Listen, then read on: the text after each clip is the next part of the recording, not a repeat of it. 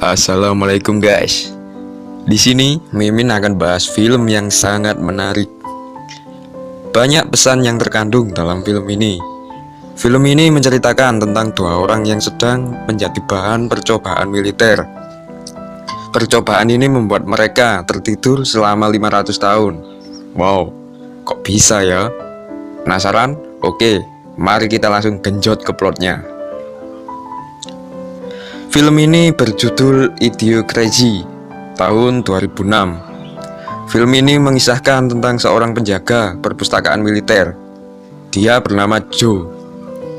Saat itu, Joe sedang duduk santai sambil menjaga perpustakaan. Tiba-tiba, Joe dihampiri temannya dan ia mengatakan bahwa pekerjaan Joe akan digantikan oleh orang lain. Dan Joe mendapat tugas lain dari bos militer. Teman Joe mengatakan bahwa tugas ini sangat rahasia. Akhirnya karena imbalan yang cukup besar, Joe menyetujuinya. Adegan pindah ke ruang rapat yang berisi para petinggi militer. Di sana seorang bos militer menjelaskan tentang misinya. Di sini dijelaskan bahwa ia akan melakukan percobaan kepada manusia. Dia akan menguji coba alat pelindung baru. Sistem kerjanya, alat ini bisa menghibernasi manusia sampai bertahun-tahun dan tidak merubah postur sedikit pun dari manusia itu. Jadi, intinya alat ini membuat manusia menjadi awet muda. Bos ini memilih Joe karena Joe tidak punya keluarga dan belum menikah. Maka resiko pencarian Joe akan terkendali. Joe tidak sendirian. Ia akan melakukan percobaan dengan seorang wanita yang bernama Rita. Rita adalah seorang pelacur yang status keluarganya sama seperti Joe. Dia juga tidak punya keluarga dan belum menikah. Tetapi syarat untuk mengambil Rita adalah bos militer ini harus mengabulkan permintaan dari mucikarinya. Mucikari ini bernama Upgrade. Untuk mendapatkan Rita, Upgrade meminta untuk membebaskan semua bisnis kotornya dari hukum. Akhirnya bos militer ini menurutinya. Adegan pindah ke ruang medis militer. Di sini ada Joe dan Rita. Mereka berdua saling berbicara dan berkenalan. Percobaan pun dimulai. Rita sempat memberontak karena ketakutan. Lalu Joe memberitahunya bahwa ini aman. Mereka hanya perlu tidur, disuntik obat, dan kemudian bangun setelah setahun. Akhirnya mereka melakukannya. Para profesor menyimpan mereka di sebuah kotak yang terletak di ruangan. Adegan pindah ke bos militer. Saat ia lagi bercermin, tiba-tiba ia tertangkap oleh polisi. Ia tertangkap karena terbukti bersekongkol dengan Upgrade, yaitu seorang bandar dan mucikari. Akhirnya semua tim petinggi militer tertangkap semua. Polisi meratakan pangkalannya, termasuk tempat percobaan itu. Polisi resmi merubah tempat itu menjadi pangkalan sampah. Tahun demi tahun berlalu.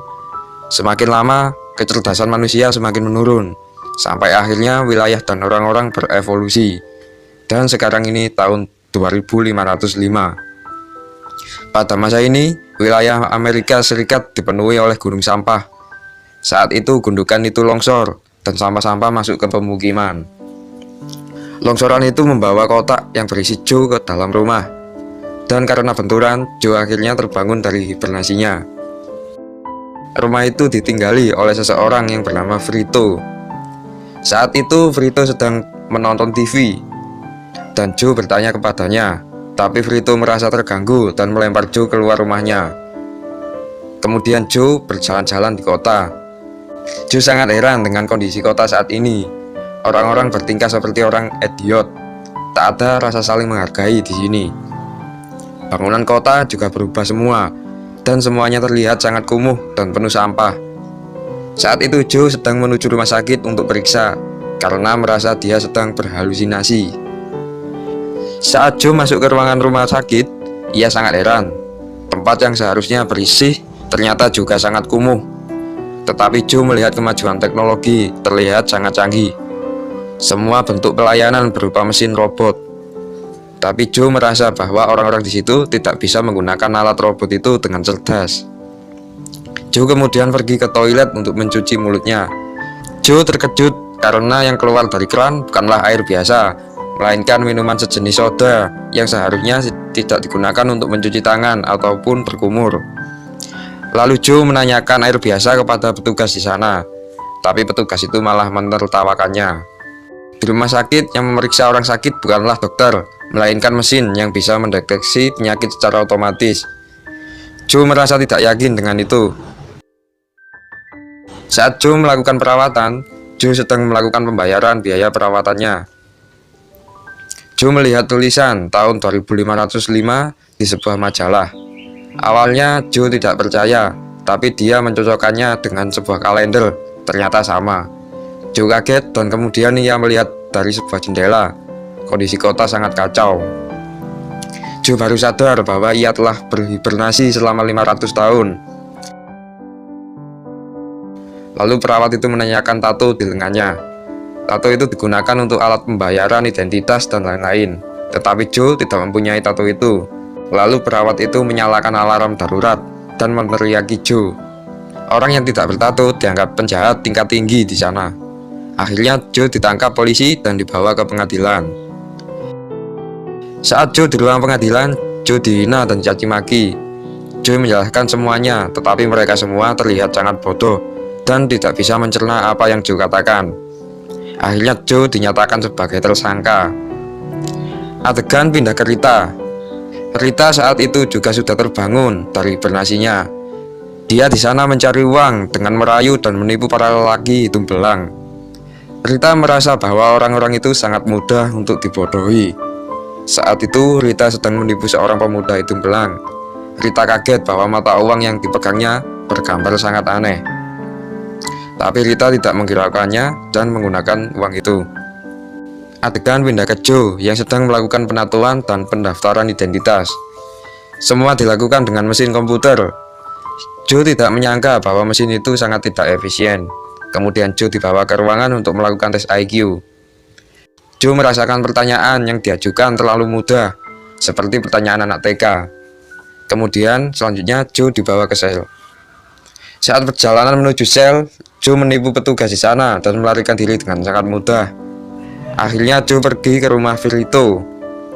Joe menjelaskan semua kepada Vito, tapi karena Vito orang yang sangat bodoh, Vito hanya bengong melihat Joe bicara.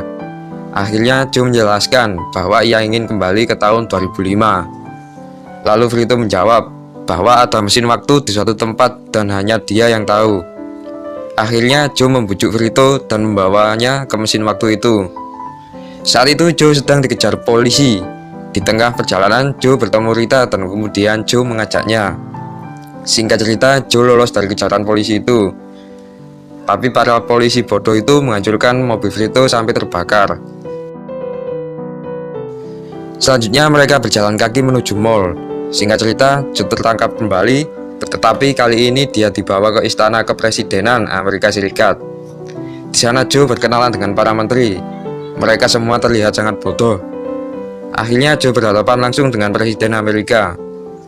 Alasan Joe dibawa ke istana adalah karena Presiden merasa Joe adalah orang terpintar di dunia, dan Joe bisa memperbaiki masalah yang dialami negara.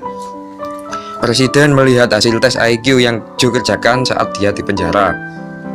Akhirnya Joe diangkat menjadi Menteri Ekonomi. Presiden menjelaskan kepada Joe masalah yang dialami. Masalah yang paling sulit adalah tanaman yang tidak bisa tumbuh. Joe menyuruh untuk memanggil Vito untuk menunjukkan peta mesin waktu itu. Adegan pindah ke sebuah ladang gersang. Akhirnya Vito memberikan peta itu secara diam-diam, tapi sayangnya Joe gagal kabur. Akhirnya Joe pergi kembali ke ladang. Joe melihat bahwa tanaman itu disirami oleh minuman soda. Minuman soda itu seolah sudah menjadi air pokok di sana.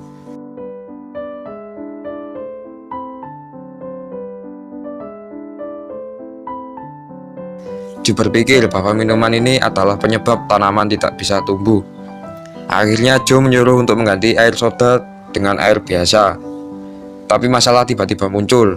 Perusahaan minuman soda itu merasa bangkrut karena pemerintah telah menggantinya dengan air biasa. Para karyawan banyak yang di-PHK dari perusahaan dan akhirnya menuntut Joe. Mendengar itu, akhirnya presiden memberi Joe hukuman berat berupa turnamen mematikan. Di sisi lain, Rita melihat tanaman berhasil tumbuh subur. Rita dan Vito pun bergegas menuju ke tempat turnamen. Rita memberitahu presiden, tetapi ia tidak percaya. Akhirnya, Rita menyewa salah satu kamera yang digunakan untuk menyunting turnamen dan menyuruh Vito untuk merekam tanaman itu. Rita langsung bergegas menyadap layar lebar itu.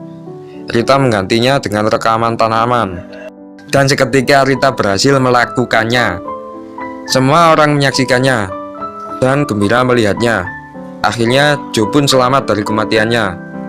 Karena Joe berhasil menuntaskan masalah negara, Joe pun resmi diangkat menjadi Presiden Amerika Serikat tahun 2505. Akhirnya Presiden Joe dan Rita menikah dan mempunyai 3 anak. Joe sempat berpikir bahwa orang bodoh di masa lalu bisa menjadi yang paling pintar di masa depan.